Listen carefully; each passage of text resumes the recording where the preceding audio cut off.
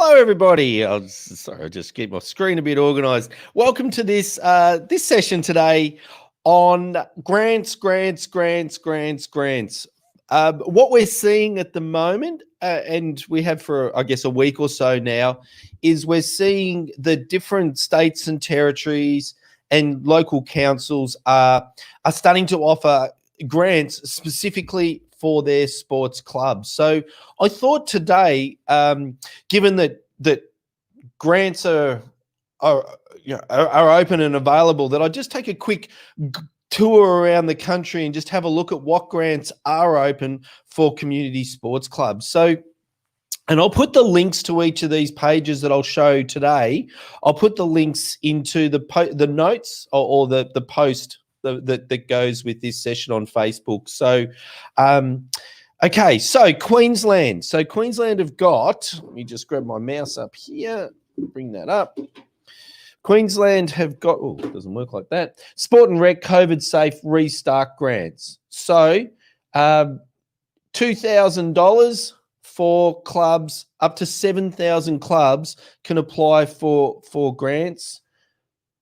Facilities grants, grants for facilities, grants for fair play vouchers. So $150 for 73,000 young people, and obviously, like all state and territories, they're looking for ways to support their peak sporting bodies under the active industry grant. So let's just have a quick look at what you can do and what you can apply for.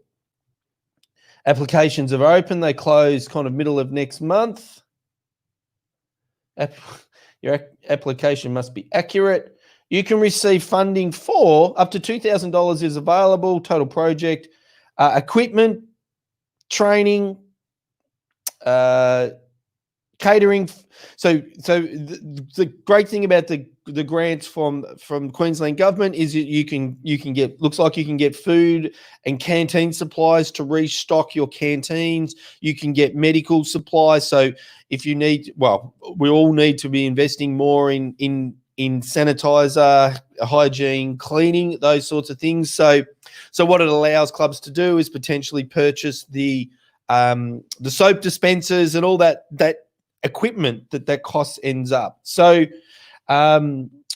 operational expenses, and this is very rare from a club grant point of view. Operational expenses including costs to deliver utilities, ground and facility maintenance, sanitation requirements, water, electricity, utility bills. So they're really saying, hey, there's $2,000 for anyone for a club, and 7,000 clubs will get those $2,000. So if you're a Queensland club, if you're a Queensland association, if you're a Queensland peak body, then go to and make sure that you apply for the COVID grants in Queensland.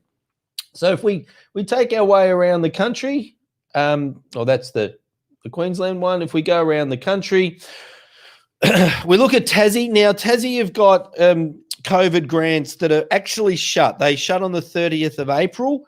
But what they're telling us, oops, if I just go down a little bit, a further information on tranche 2 will be provided by July 2020. So what they're saying is that there'll be a second round of funding for sports clubs and for sport peak bodies in Tassie. So if you're a Tassie club, then make sure you either subscribe to the Sports Community newsletter or subscribe to the Tassie Sport and Rec newsletter so that you can get those notifications coming out.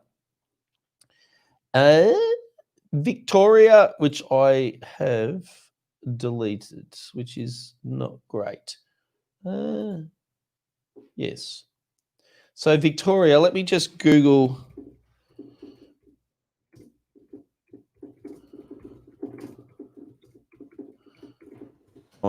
Brewing preparation. So in Victoria, they've got the grants. Oh, I did have it open. Sorry, I thought that was Queensland. They've called them community sports sector short-term survival package, and there's not much information on the website. But if we go into the guidelines and download the guidelines, which I did do beforehand, what we see here, and let me just make this a lot bigger.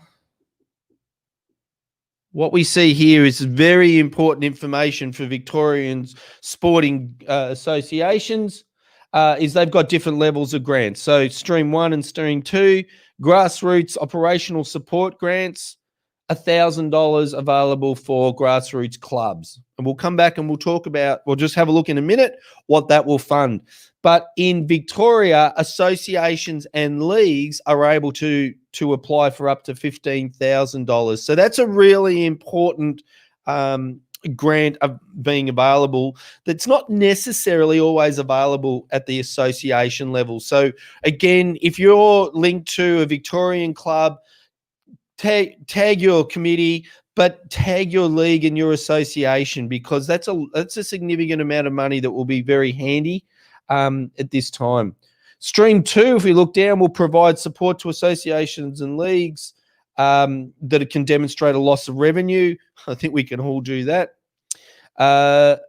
And Stream 2 for the clubs will provide support for community organisations delivering sport and active recreation programs anywhere to support operational viability. So again, they're really open. We rarely see the grants come out that'll be able to that say, just the ongoing operational expenses. So utilities, all those things the clubs are looking to have to fund when they're shut. Really important that the Victorian grants, like the Queensland grants, also allow that.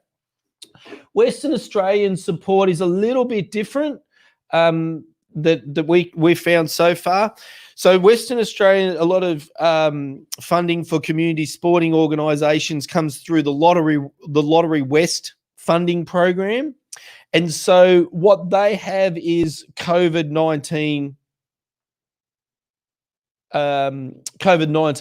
relief fund they've set up within the Lottery West. And so again, we can kind of go to the grant information, crisis and emergency reliefs. In specific, this one's a little bit more specific at this stage, and we do expect more and more grants to come out from state